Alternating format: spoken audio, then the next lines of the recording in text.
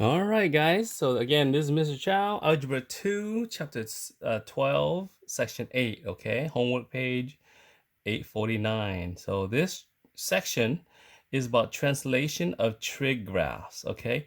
So far in 12.7, we learned about amplitude and period, okay? Amplitude is the number in the front.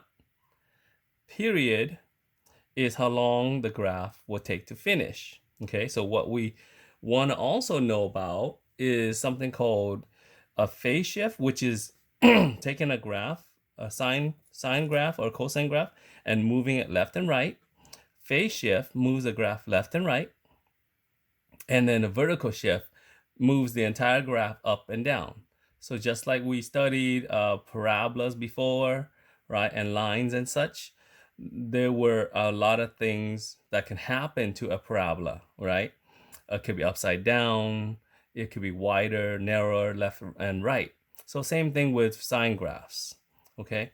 So phase shift is referring to when a graph moves left and right, and that has to do with solving this parentheses right here.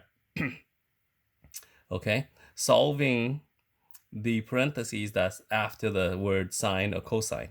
Then vertical shift is making the graph move up or down, and that has to do with the number that you will see at the end.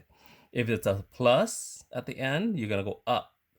If it's a minus, the graph's going to go down. So amplitude, based on this generic equation, y equals a sine b parentheses theta minus h parentheses plus k.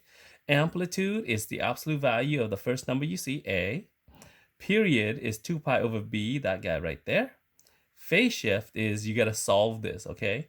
So generally it comes out to be h, all right? So when it's a minus, this is going to shift to the right.